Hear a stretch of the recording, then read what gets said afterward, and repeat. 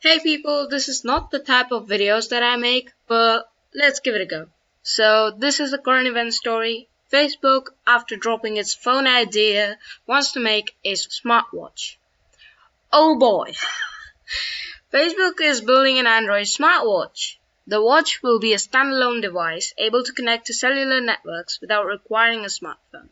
Facebook says that the device will let wearers send messages using Facebook's services and also offer health and fitness features. Facebook hopes to emphasize the features that utilize its social networking features, such as allowing users to track their workouts with friends or communicate with a trainer, and that Facebook plans to allow the device to connect to the services or hardware of health and fitness companies, such as Peloton Interactive. As we see from the recently acquired Oculus division, the Facebook's hardware efforts haven't panned out really well. The previous project was the Facebook phone, or the HTC first.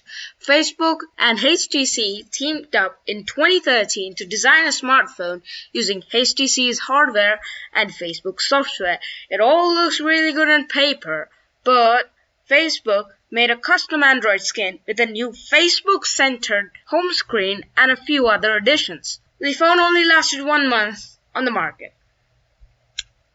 There goes that idea. Google's smartwatch-focused version of Android, Wear OS, seems like a dead platform now. It only has 10% of the global smartwatch market in H1 2020, according to Counterpoint Research. There's no developer base for Wear OS because sales are too low.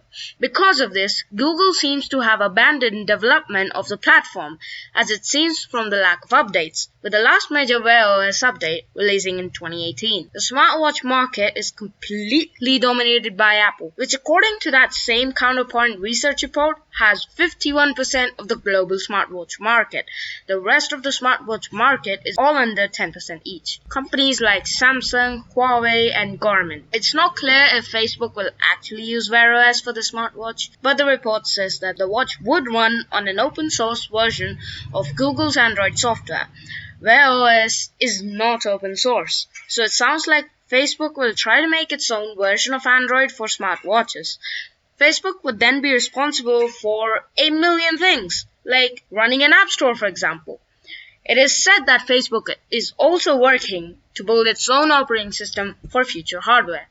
A major driving force behind the failure of Wear OS, which Facebook will also have to reckon with, is that Qualcomm has not been interested in supporting a smartwatch ecosystem with the hardware. Qualcomm launched its first smartwatch SoC in 2014, and then went quiet on it for 6 years before releasing a new major one. The Snapdragon Wear 4100 is a decent but not that great option for smartwatch chip for Facebook, but it isn't clear if Qualcomm will continue with this.